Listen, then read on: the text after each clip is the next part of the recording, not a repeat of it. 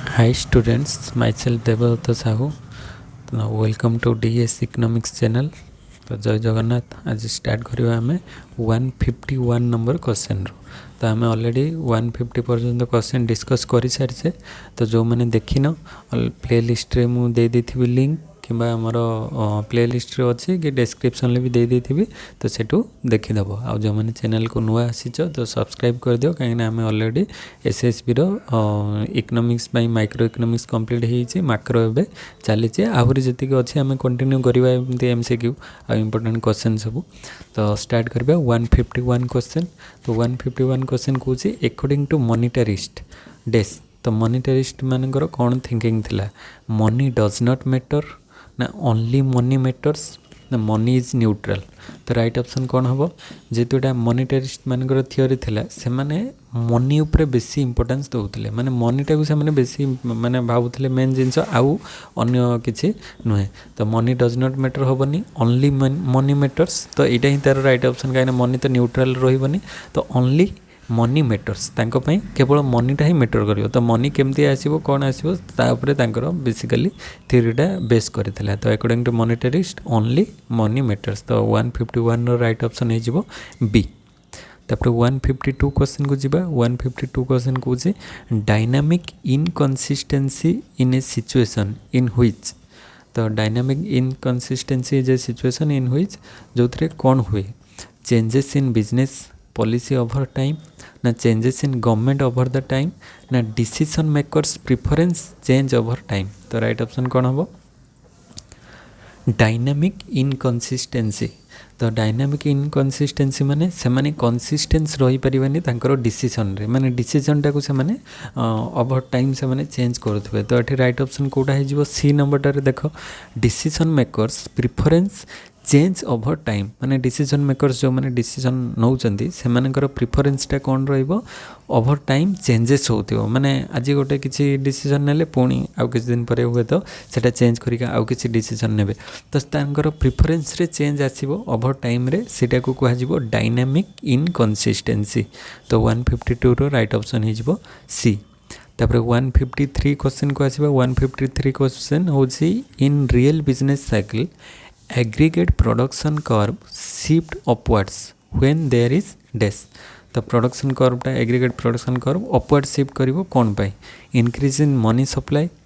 Positive technological shock tax cut ना none of the above तो से कही एग्रीगेट प्रोडक्शन कर्वटा शिफ्ट करिवो तो प्रोडक्शन कर्वटा बढ़िबो माने प्रोडक्शन सहित कहार एठी डायरेक्ट लिंक आसुची टेक्नोलॉजी सहित कने टेक्नोलॉजी जेते अपग्रेड रहिबो पॉजिटिव रहिबो टेक्नोलॉजिकल डेवलपमेंट्स हबो एडवांसमेंट हबो सेते हमरो कैपिटल माने इंप्रूवमेंट हबो तो ता द्वारा कोन हबो ना प्रोडक्शन अधिक बढ़िबो तो ये इनक्रीज इन मनी सप्लाई रे हुए तो प्रोडक्शन बढ़ी पारे न पड़ी पारे सेमती डायरेक्ट किसी लिंक नहीं टैक्स कट कले हाँ सी गोटे गोटे मेजर माने ये गोटे पार्शियली ताकू बूस्ट करेबो किंतु मेन जदि आमे देखिबा एग्रीगेट प्रोडक्शन कर्व को शिफ्ट करिवार कारण होची कोन बिजनेस साइकिल जोटा कि पॉजिटिव टेक्नोलॉजिकल शॉक तो टेक्नोलॉजी रे इंप्रूवमेंट आसीबो जहा द्वारा कि माने कोन हबो प्रोडक्शन को से शिफ्ट करिवो बा प्रोडक्शन अधिक बढ़ेबो तो 153 रो राइट ऑप्शन हे जिवो बी तापरे 154 क्वेश्चन को आसीबा 154 कहूँ money is a veil means money does not influence real variable such as employment and output money supply only determines price level ना बोथ ए एंड बी तो ये देख क्वेश्चन अच्छी money is a भेल भेल माने आम कहीपर जो ओढ़णी माने गोटे ढांकी करके रहिबो ढांकुणी आम कहीपर जे मनीटा गोटे कभर करके रोटे जिन तो ता माने कौन तो मनी कौन करे ना money does not influence real variable such as employment and output ये ठीक हम कि ना तो real money does not influence करे ना क्या real variables such as employment and output को से कौन करे नहीं इन्फ्लुएंस करे नहीं तापरे money supply only determines price level ना बोथ ए एंड बी ना नॉन तो 154 राइट ऑप्शन कौन हम कह तो 154 एठी बोथ हो कहीं मनी डायरेक्ट इन्फ्लुएंस किसी ना जे मनी आसीगले एम्प्लॉयमेंट बढ़ी कि आउटपुट बढ़ी तो मनी आसीगले लोक मैंने हुए तो सेटा को सेव करें तो सेव करदे एम्प्लॉयमेंट किसी बढ़िया किसी चांसेस रही तो मनी सहित डायरेक्ट एम्प्लॉयमेंट आउटपुट किसी लिंक ना कि money supply only determines price level तो आम कहीपर मनी सप्लाईटा माने मेनली तार काम कौन ना प्राइस लेवल को डिटरमाइन कर मार्केट रे प्राइस लेवल मनी सप्लाई बढ़िले प्राइस लेवल बढ़ो कि कम से डायरेक्ट मनी सप्लाई सहित लिंक रोचे तो यहाँ भी ठीक अच्छे यहाँ भी ठीक अच्छे तो बोथ माने money is a veil means money आम गोटे कभर हिसाब से यही दुईटार काम करोच तो बोथ ए एंड बी हो राइट ऑप्शन 154 सी तापर 155 क्वेश्चन को आसवा in new Keynesian economics in new Keynesian economics तो न्यू केनिसियन इकोनॉमिक्स मानकर व्यू कौन थिला wages and prices fail to adjust continuously ना मार्केट क्लियर्स कंटिन्यूअसली ना फ्लेक्सिबल प्राइसेस एंड वेजेस तो राइट ऑप्शन कौन हम 155 रो तो 155 रो राइट ऑप्शन हो ए जे इन न्यू केनिसियन इकोनॉमिक्स तांकर व्यू कौन थिला wages and prices fail to adjust continuously माने से जो वेजेस और प्राइसेसटा से माने परस्पर एडजस्ट करें कंटिन्यूअसली से फेल हम माने वेजेस और प्राइसेस भीतर केतबेले जदि वेजेस बढ़ुथिबो माने से अनुसार प्राइस भी गुड्स रो बढ़ी जाउथिबो तो वेजेस कमे देले लोक माने स्ट्राइक करेंगे लेबर जो माने थिबे लेबर यूनियन तो ता द्वारा भी आमे चाहिए भी प्राइस को कमे पारिबा नहीं तो ये भाया दीटा भीतर जो एडजस्टमेंट रो फेल कंटिन्यूअसली से चली थाए तो न्यू केनिसियन इकोनॉमिक्स माने कहते से किंतु क्लासिकल वाला कहते ना आमर से माने फ्लेक्सिबल वेजेस कहते आम जो चाहिए बढ़ेदेवा जो चाहिए कमे पार किंतु केनिसियन न्यू केनिसियन वाला कहले ना सेमिति हबाटा प्रॉब्लम से गोटे कंटिन्यूअसली माने फेल कर दुटा भितर कोऑर्डिनेशन ठीक रे रुहे ना तो 155 रो राइट ऑप्शन होची ए तापर 156 क्वेश्चन को आसीबा in the new Keynesian economics sticky nominal wages exist because sticky nominal wages कहीं रहिबो wages decline under deteriorating economic condition ना wages contract between workers and firms over a period ना low cost of collection information about labor and negotiating wage agreements ना not तो ये देख sticky nominal wages देती sticky माने जोटा गोटे माने कौन फिक्स हो रोथ चेंज हो पार न तो यहाँ तो डेटोरेटिंग माने चेंज हो सेटा हेनी wage contract between workers and firms over a period तो यहाँ ही तार राइट ऑप्शन हो स्टिकी माने तांकर जो स्टिकी नॉमिनल वेजेस माने से जी पाइबा कथा से पाइबे तो सेटा केमिति ना से गोटे कॉन्ट्रैक्ट करें over a period of time जे गोटे वर्ष ये जगह मुझे काम करी तो मोर एति वेजेस डेली वेजेस एति तो सेटा गोटे वेज कॉन्ट्रैक्ट होता है बिटवीन क्या भितर वर्कर्स एंड फार्म्स फार्मर जी ओनर और वर्कर्स भीतर गोटे कॉन्ट्रैक्ट होता है से कहुए स्टिकी नॉमिनल वेजेस ताको चाहिए आम सर्ट पीरियड चेंज करें ना over a period of time माने लॉन्ग पीरियड हुए तो सेटा तार कॉन्ट्रैक्ट एंड है आम चेंज करूँ बट कॉन्ट्रैक्ट भितर तो चेंज हो पार ना तो से स्टिकी नॉमिनल वेजेस बोली कहुए तो 156 रो राइट ऑप्शन हो बी तापर 157 क्वेश्चन को आसवा the reason for existence of involuntary unemployment in the new Keynesian theory is that the workers are paid higher than the market clearing wages workers are under paid ना workers got payment on the prevailing economic conditions तो ये सी कही the reason of existence of involuntary unemployment in the new Keynesian theory ये मन रख new Keynesian theory अनुसार से मैंने इनवॉल्यूंटरी अनएम्प्लॉयमेंट केतबेले देखा बोली कही आम एमती जेनराल सिचुएशन कथा कहबानी आम एठी नबा क्या ना न्यू केनिसियन थियोरी को लेकिन से मैंने जहाँ कही से केतबेले इनवॉल्यूंटरी अनएम्प्लॉयमेंट हम देखा तो आम ऑलरेडी अनएम्प्लॉयमेंट विषय पढ़ी सारे वॉल्यूंटरी और इनवॉल्यूंटरी माने कौन वॉल्यूंटरी माने कौन निज इच्छा से काम करना ना माने तार एबिलिटी विलिंग एबिलिटी थी तापर से चांस भी पाऊथो किंतु तार इच्छा नथिबो विलिंगनेस नथिबो सेटा को वॉल्यूंटरी कहजिवो इनवॉल्यूंटरी माने कौन एबिलिटी थी आ विलिंगनेस थी किंतु से चांस पाऊ नथिबो तो सेटा को इनवॉल्यूंटरी कहबा किंतु एठी आमे देखिबा माने लोक माने कहीं अनएम्प्लॉयमेंट रोचंती काम कहीं पाऊ नांती न्यू केनिसियन थियोरी अनुसार तो राइट ऑप्शन एठी जो होची एटा हबो राइट ऑप्शन कहीं ना workers are paid higher than the market clearing wages तो जेतेबेले वर्कर्स माने ତାଙ୍କର ମାର୍କେଟ୍ କ୍ଲିୟରିଂ ୱେଜେସ୍ ଠାରୁ ହାୟର ୱେଜେସ୍ ତାଙ୍କୁ ଦିଆଯାଉଥିବ ସେତେବେଳେ ସପୋଜ୍ ଜଣଙ୍କର ମିନିମମ୍ ୱେଜେସ୍ ରହୁଛି 100 rupees କିନ୍ତୁ ତାକୁ ଆମେ 200 କି 300 rupeesରେ କାମ କରାଇବା ମାନେ ଗୋଟେ ଫିକ୍ସ କଣ୍ଟ୍ରାକ୍ଟ ହେଇକି ସେମାନେ ରହିଥିବେ ଯେ ଆମେ ପର୍ ଡେରେ 300 ନେବା ଯାହାଦ୍ୱାରା ଯିଏ ଫାର୍ମର ଓନର୍ ସିଏ ଚାହିଁଲେ ବି ଅଧିକ ୱାର୍କର୍ସକୁ ରଖିପାରିବ ନାହିଁ କାହିଁକି ନା ସିଏ ଜାଣିଛି ଆମର କଣ୍ଟ୍ରାକ୍ଟ ହେଇକି ଯେ ଏତିକି ୱାର୍କର୍ସ ମାନେ କାମ କରିବେ ଆଉ ଅଧିକ ରଖିଲେ ତା'ର କଷ୍ଟ ଅଫ୍ ପ୍ରଡକ୍ସନ୍ଟା ବଢ଼ିଯିବ ତ ସିଏ ସେତିକି ୱାର୍କର୍ସକୁ ନେଇକି କାମ କରିବ ଯେହେତୁ ସେମାନେ ତାଙ୍କୁ ହାୟର ୱେଜେସ୍ ଦେଉଛି ତ ସେମାନେ ତ ସେ ଜାଗାରୁ ବାହାରିବେ ନାହିଁ ତ ଯେତିକି ଜଣ କାମ ପାଇଗଲେ ସେତିକି ପାଇଲେ ଆଉ ଯେଉଁ ଏକ୍ସଟ୍ରା ଲୋକ କାମ ପାଇବା କଥା ସେମାନେ ପାଇବେ ନାହିଁ ଯାହାଦ୍ୱାରା କି ଇନଭଲ୍ୟୁଣ୍ଟାରୀ ଅନଏମ୍ପ୍ଲୟମେଣ୍ଟ ଦେଖାଯିବ ମାନେ ତାଙ୍କ ପାଖରେ ଚାନ୍ସ ମାନେ କ'ଣ ଥିବ ଏବିଲିଟି ଥିବ କାର୍ଯ୍ୟ କରିବାର ଦକ୍ଷତା ଅଛି ଆଉ ତାଙ୍କର ୱିଲିଙ୍ଗନେସ୍ ବି ଅଛି ଇଚ୍ଛା କାମ କରିବାର ଇଚ୍ଛା ବି ଥିବ କିନ୍ତୁ ସେମାନେ କାମ ପାଇବେ ନାହିଁ କାହିଁକିନା ଏମାନେ କାମ ଦେଲେ ତ ସେମାନେ ପାଇବେ ନା ତ ମାନେ ଚାନ୍ସ ପାଇବେ ନାହିଁ କାହିଁକିନା ଅଲରେଡ଼ି ଯେଉଁମାନେ ଅଛନ୍ତି ୱାର୍କର୍ସ ଆର୍ ପେଡ୍ ହାୟର ଦେନ୍ ଦ ମାର୍କେଟ୍ କ୍ଲିୟରିଂ ୱେଜେସ୍ ତ ତାଙ୍କୁ ଅଲରେଡ଼ି କଣ୍ଟ୍ରାକ୍ଟ କରିକି ରଖାଯାଇଛି ତ ସେଇଟା ହେଇଯିବ ତା'ର ରାଇଟ୍ ଅପସନ୍ ଏଇଟା ନ୍ୟୁ କେନସିଆନ୍ ଥିଓରି ଅନୁସାରେ ଏଇଟା ହେଉଛି ତାଙ୍କର କନସେପ୍ଟ ତ 157ର ରାଇଟ୍ ଅପସନ୍ ଏ ତାପରେ 158 क्वेश्चन को आसवा workers and firms enter into implicit contract because firms exert pressure to enter into contracts. Now workers are risk averse with respect to income and employment. Now farms fear that the workers may leave their job. ना none of the above तो ये जो workers आउ farms से कौन करेंगे गोटे contract आम पढ़ले जो कॉन्ट्रैक्ट से रे जे इम्प्लिसिट कॉन्ट्रैक्टा भितर कॉन्ट्रैक्टा क्या भितर फार्म आउ वर्कर्स आउ फार्म ओनर भितर गोटे कॉन्ट्रैक्ट तो सेटा कहीं रुहे ना राइट ऑप्शन हो बी ये देख बी ऑप्शन रही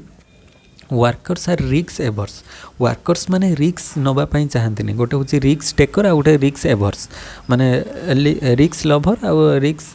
एवर्स रिक्स लभर बा रिक्स टेकर को माने जो माने हाई रिक्स नहीं कि काम करेंगे किंतु रिक्स एवर्स माने से माने रिक्स नवापाई चाहून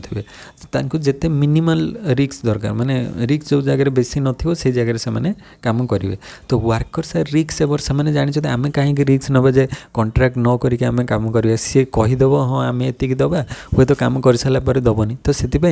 आगुरी कौन करती कॉन्ट्रैक्ट कर दियंती इम्प्लिसिट कॉन्ट्रैक्टटा रुहे तांको भितर जे आम एतिक दिन पर यही कामटा को करूँ एतिक टंकार पर डे वेजेस एतिक रहिबो तो सेटा गोटे फिक्स कॉन्ट्रैक्ट तांको भितर होता है तो वर्कर्स आर रिक्स averse with respect to income and employment तांकर जो इनकम को लेकिन आउ एम्प्लॉयमेंट को लेकिन से रिक्स को जिते पारती से एवर्स करती माने एवॉइड करती तो से चाहती कि आमर इनकमटा आज बहुत अधिक काली कम सेमती हो चाहती गोटे फिक्स इनकम आमर गोटे रहू कि आम गोटे परमानेंट एम्प्लॉय होगी गोटे जगार जमी कम करूँ तो से कॉन्ट्रैक्ट करती तो सही कॉन्ट्रैक्ट को कौन कह implicit contract implicit contract between workers आउ फार्म्स तो तांको भितर कॉन्ट्रैक्टटा होता है तो 158 रो राइट ऑप्शन हो बी तापर 159 क्वेश्चन को आसवा under insider and outsider model insiders are किए माने ये इनसाइडर आउटसाइडर मॉडल अच्छी जो ता भीतर इनसाइडर आम क्या कहवा जोटा गोटे इनसाइडर माने कौन गोटे फार्म किंबा इंडस्ट्री भितर जो मैंने थे आउटसाइडर माने बाहर तो ये देखा ऑप्शन ले इनसाइडर मागी firms who gave employment to workers ना workers who already have jobs ना workers who are willing for the jobs to enter तो जो मैंने ऑलरेडी थे से मैंने ही इनसाइडर आम कह तो ऑलरेडी अच्छा कौन मैंने जॉब रे जो मैंने अच्छा तो workers who already have jobs तांको आम कहवा इनसाइडर आउटसाइडर किए माने जो मैंने काम खोजुथे माने धर workers who are waiting for jobs to enter जो मैंने एंट्री करने चाहूथे से होती आउटसाइडर आउ जो मैंने ऑलरेडी अच्छा जॉब रे से कह इनसाइडर तो यहाँ को कहुए अंडर इनसाइडर आउटसाइडर मॉडल तो इनसाइडर माने ऑलरेडी जो मैंने जॉब रे अच्छे आउटसाइडर माने जो मैंने इंटरेस्टेड अच्छा जॉब करने किंतु एंट्री करना तो 159 राइट ऑप्शन हो बी तापर 160 नंबर को आसवा 160 नंबर हूँ कौन in new Keynesian economics wage rigidity and the failure of market clearing mechanism occurs due to dash कहाँ ये दुटा होता है payment of market clearing wage ना पेमेंट ऑफ मिनिमम वेज ना पेमेंट ऑफ एफिशिएंसी वेज कहाँ होता है 160 राइट ऑप्शन को कौन हम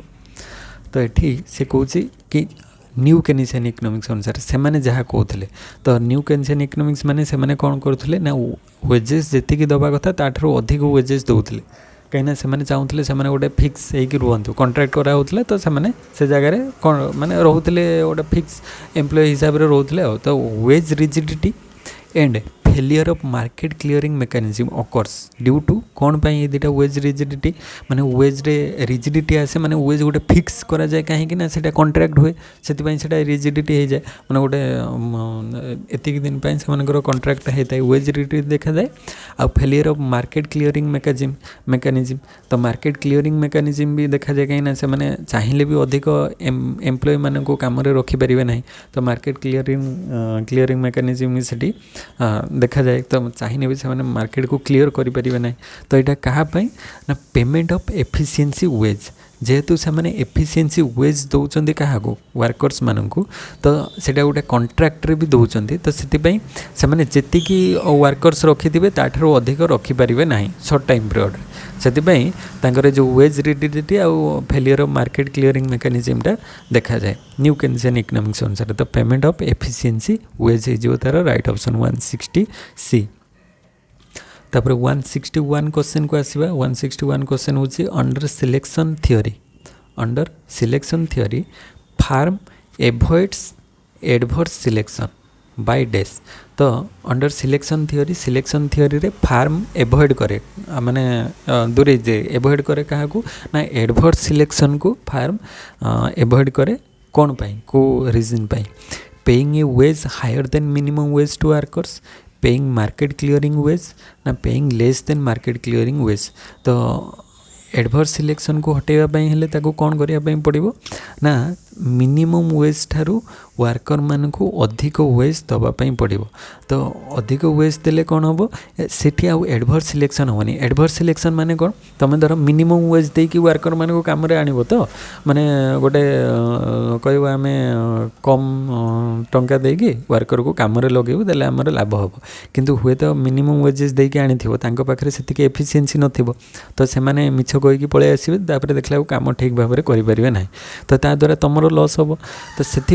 जगह माने एडवर्स सिलेक्शन न होगापाई माने गलत सिलेक्शन न होगापाई से कौन करेंगे ऑलरेडी प्रथम से माने मिनिमम वेज ठारू अधिक हायर वेजेस देवे जहाँद्वारा कि माने जोठी सब बेस्ट माने तुमको 5टा ऑप्शन दिज्व तो तुम गोटे जॉब करने तो 5टा ऑप्शन रु गोटे जगह सब हाएस्ट दिया हो माने अदर 4टा ठारू अधिक दिज्व तो जार कैपेसिटी थी सी आगे चूज कर जोटा बेस्ट ताकू अधिक मिलूँ कहीं सी जानी मुझ सब जगह गले काम करी किंतु एठी मोर जी मिनिमम वेज ताठारू अधिक पाऊँ तो सी ठीक भाव में काम कर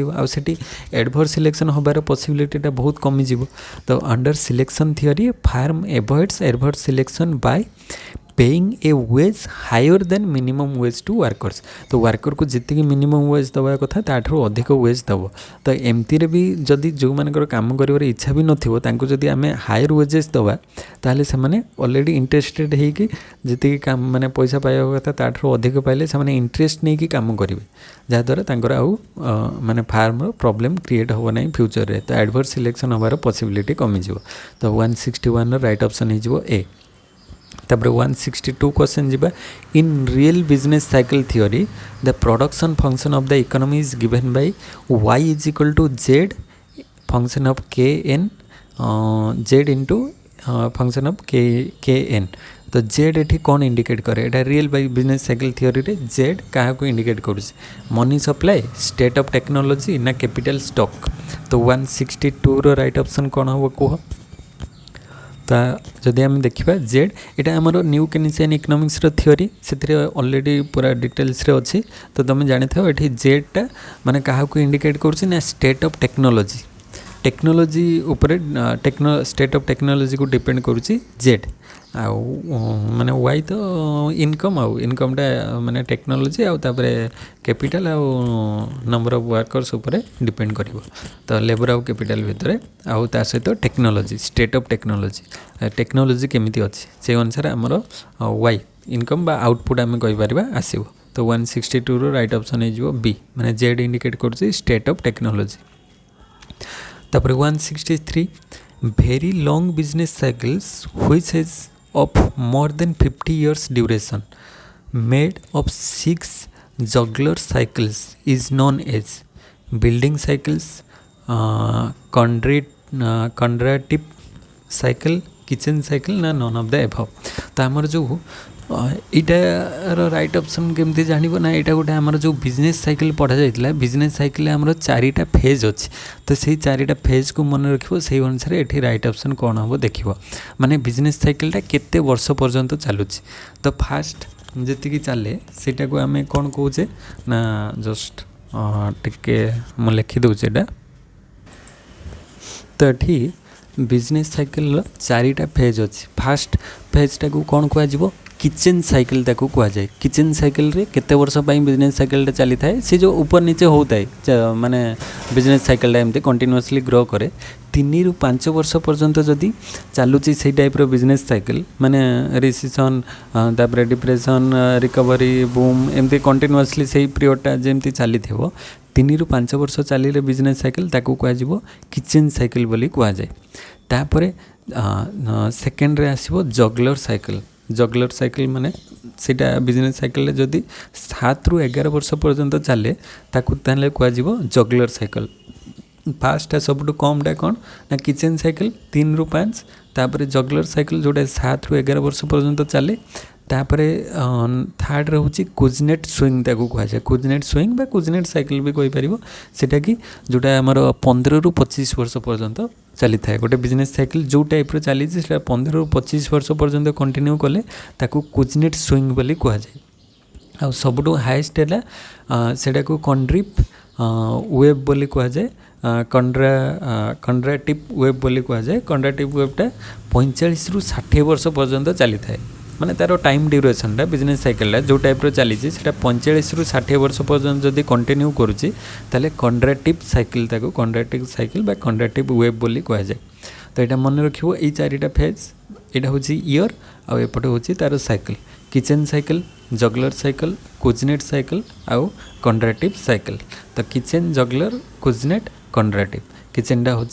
3 ରୁ 5 7 ରୁ 11 15 ରୁ 25 45 ରୁ 60। तो क्वेश्चन अनुसार ये कौन देती very long business cycle which is more than 50 years duration. तो मोर देन 50 इयर्स माने कौन कौटा हम कंड्राटिव साइकिल कहीं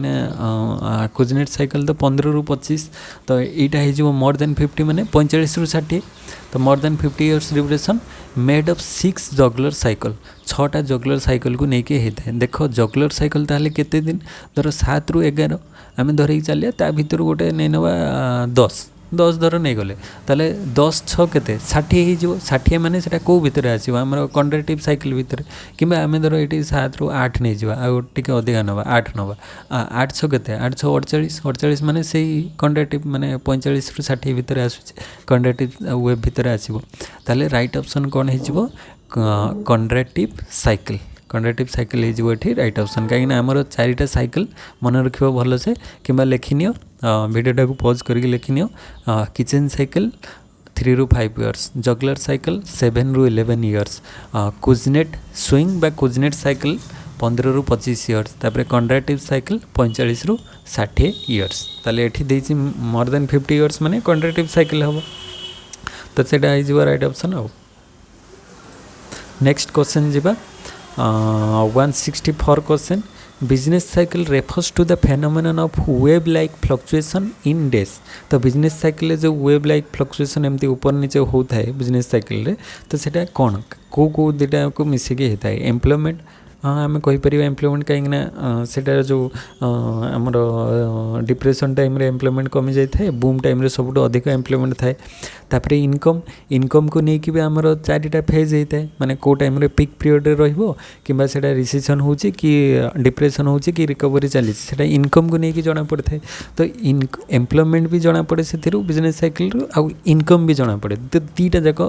से अच्छी जो वेब रे दीटा जाक रही है। तो बोथ ए एंड बी हो तार राइट ऑप्शन बिजनेस साइकिल रे आमर एम्प्लॉयमेंट भी अच्छी इनकम भी अच्छी इंडिकेट करुच्ची दुटा को। तो बोथ ए एंड बी बा सी हो तार राइट ऑप्शन 164।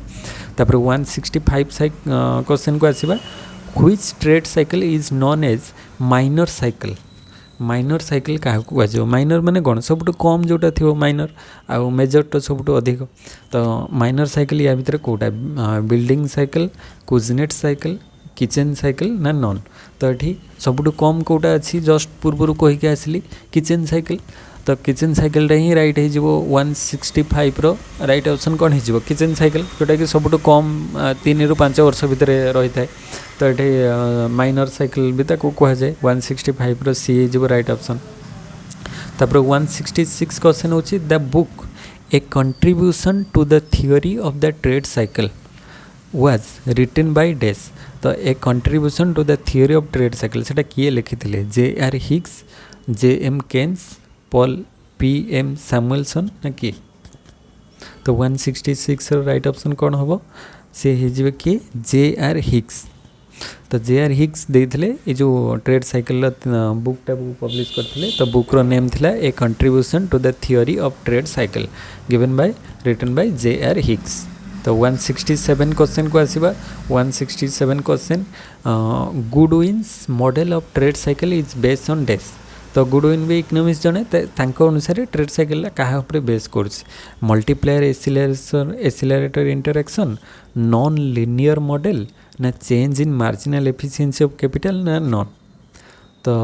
गुडविन मॉडल अनुसार ट्रेड साइकिल को टाइप हम ना राइट ऑप्शन जदि आम देखा तो राइट ऑप्शन ये हो नॉन लिनियर मॉडल कहीं ट्रेड साइकिल एमती जदि आम टाइम पीरियड नवा तो सी एमती कंटिन्यूअसली एमती ऊपर नीचे होगी चली थाए बिजनेस साइकिलटा तो सेठी आमर नॉन लिनियर रुहे माने गोटे स्ट्रेट लाइन टाइप हेनी कंटिन्यूअसली ऊपर नीचे एमती होगी चली तो से गोटे नॉन लिनियर मॉडल बोली कहुए ट्रेड साइकिल को तो 167 राइट ऑप्शन हो बी तापर 168 क्वेश्चन को आसवा अच्छा यहाँ गोटे मैथमेटिकल क्वेश्चन अच्छी हो देखीदे under Samuelson's trade cycle the web the value of cycle path is dash तो तार भैल्यूटा केते रहइबो सैमुएल्सन्स ट्रेड साइकिल आमर ट्रेड साइकिलटा बहुत सारे इकोनॉमिस्ट मानकर व्यू अच्छे ट्रेड साइकिल उपरे बा बिजनेस साइकिल उपरे तो सैमुएल्सन अनुसार वैल्यू ऑफ साइकिल पाथटा केते रु केते रहइबो माने ए रो वैल्यूटा केते रहइबो 0.5 ରୁ 3 ना 0.5 ରୁ 2 ना 0.5 ରୁ 0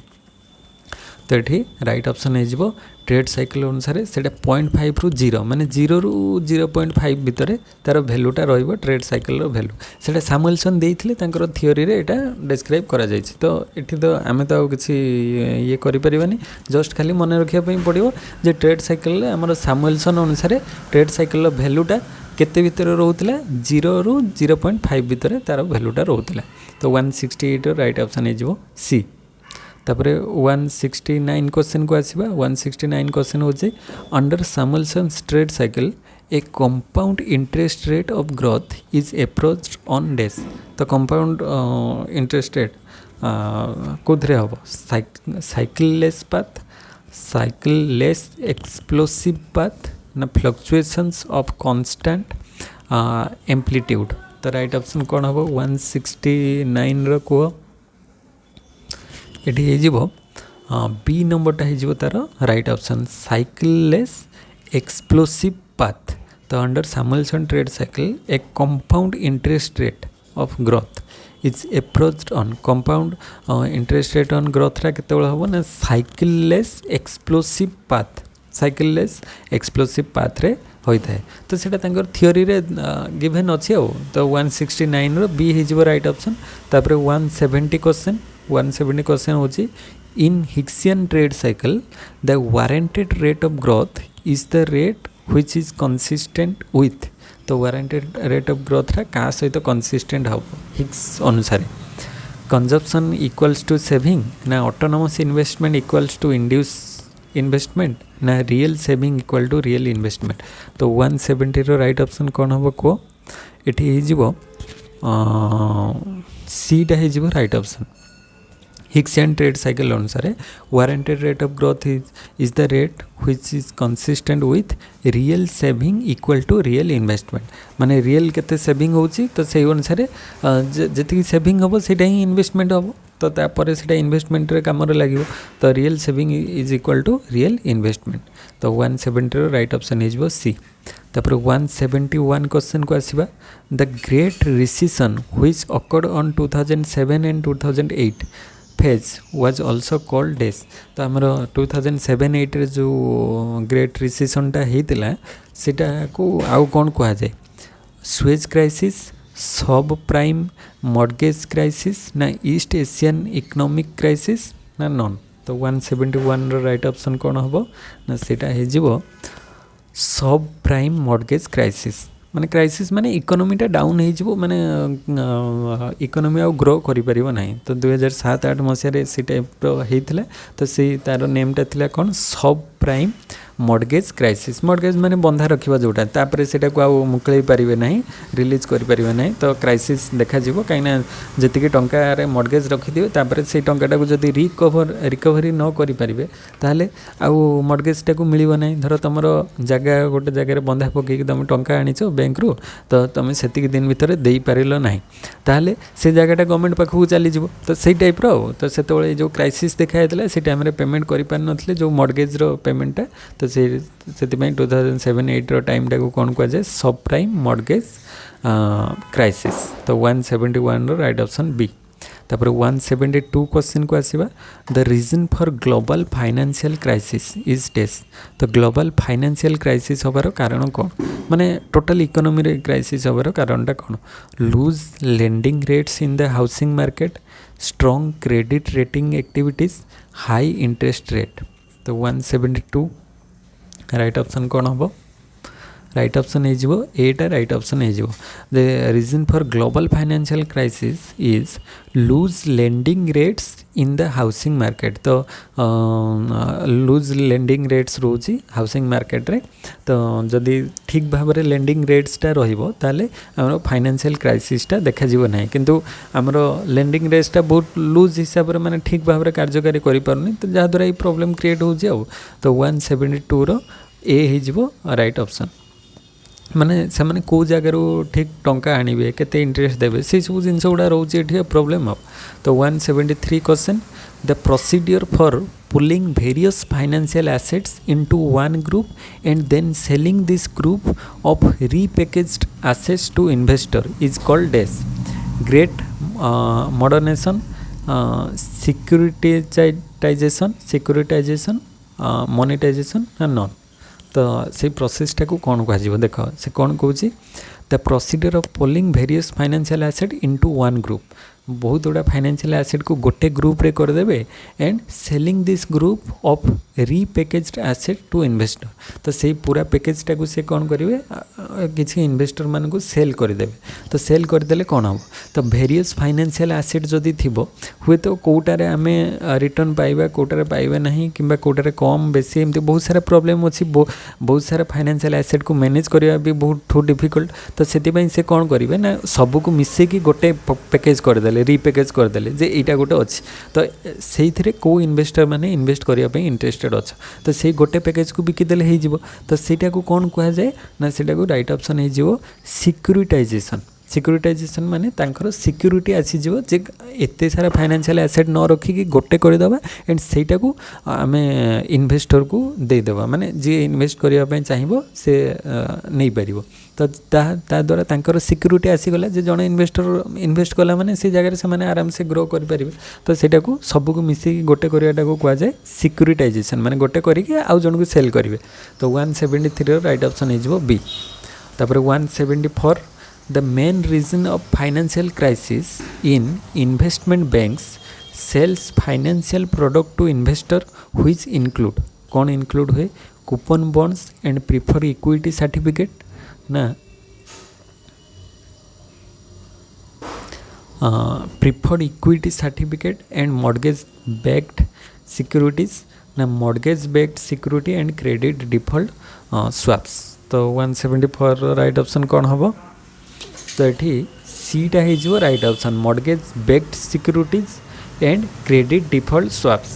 तो सीटा हो तापर 175 क्वेश्चन को आसवा 175 आज लास्ट क्वेश्चन टे डिस्कस करदे तापर नेक्स्ट आउ जहाँ रहा नेक्स्ट वीडियो रे ताको डिस्कस करवा। तो the major credit rating agency in USA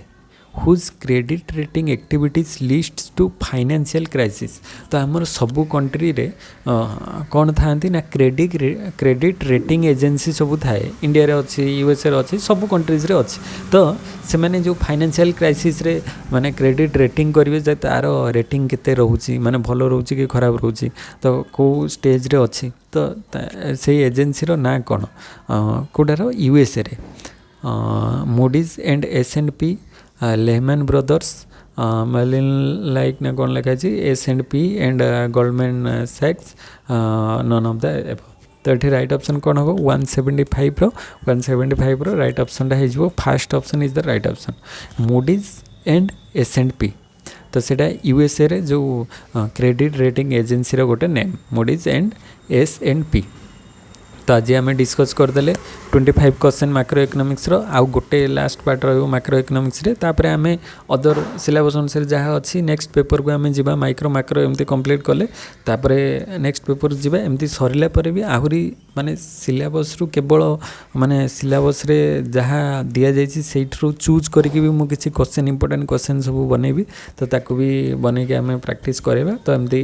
video को जो मैंने देखुच कंटिन्यूअसली सीरीज रे माने कंटिन्यू देख देले तुम किसी बेनिफिट पाइब जे आज गोटे पार्ट देखीदे हो गला। तो सेमती ना जदि देखुच भल से फास्ट रु आराम से देखी देखी जीव तो देखले भी आराम से प्रैक्टिस हम निजर भी डेवलपमेंट हम। तो से अनुसार जदि वीडियो स्पीड लगुच ताले पॉज करके तुम देखिपर जे तार आंसर कौन हम डिटेल्स रे एनालिसिस करि परिबो देले हेल्पफुल हम एग्जाम पे माने किसी लर्न करिवो एथिरु। आउ जदि खाली गोटे देखिदेल स्किप करदेल जे सेमती हेले हेबनी माने एजुकेशनल वीडियो माने एमसीक्यू प्रैक्टिस होची माने एठी टाइम टेकिंग लॉन्ग तो वीडियो तो लॉन्ग हम। तो जो मैंने इंटरेस्टेड भल से इंटरेस्टेड अच्छ जो मैंने माने किसी करने चाहूँ तो से मैंने वीडियो रे आराम से फास्ट लास्ट पर्यंत रे मुझे देखुची व्यू रोच माने बहुत जन देखुंत। तो से अनुसार देख आउ किसी जदि माने सजेशन देवाई चाहूँ तो कमेंट सेक्शन में कमेंट कर आ वीडियो को लाइक कर आउ सांग मान सहित जो मैंने भी एसएसबी एग्जाम दौरान इकोनॉमिक्स रे एथर तांको सहित शेयर कर